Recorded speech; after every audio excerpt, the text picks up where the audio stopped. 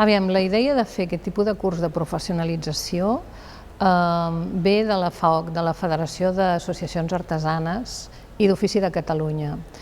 En aquesta federació teníem molt clar que s'està perdent la figura de l'aprenent, per tant, la gent que està sortint de les escoles, ja sigui Belles Arts o Arts i Oficis, Arts i Oficis, escoles com la Massana, per exemple,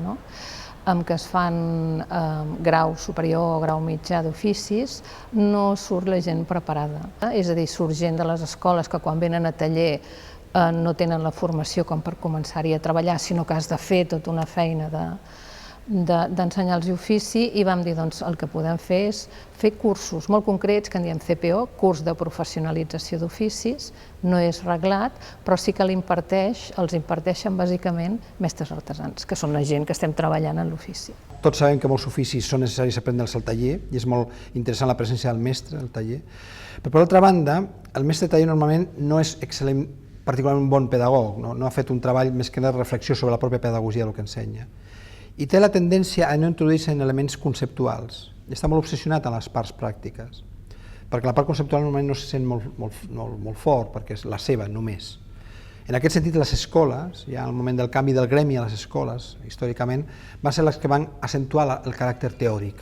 el caràcter d'una reflexió que influeix clarament en la pràctica. També ens interessava gent molt creativa, perquè en aquest curs el que volem és, sí, donar una formació que no s'ha donat mai, clàssica, en el sentit de com es treballa, com estem treballant ara, com s'ha treballat sempre, però també ens interessava la innovació. És a dir, que aquesta nova generació no faci el mateix que nosaltres, perquè no té sentit per nosaltres, tal com es planteja el curs, sinó que vagin un pas més enllà.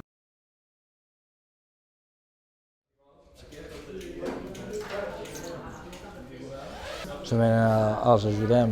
amb les parts tècniques, els deixem equivocar, que això és molt important, perquè així l'alumne veu que no és tan fàcil com sembla, i llavors, al moment que s'han equivocat, llavors els ajudem a resoldre el problema. I quan acabin d'aquí, ells seran el nostre relleu. Bé, el que he fet aquí ha estat bàsicament, des de l'inici, una mica orientar com muntar les estructures, que és la gran problemàtica, perquè a continuació puguin aguantar el fang,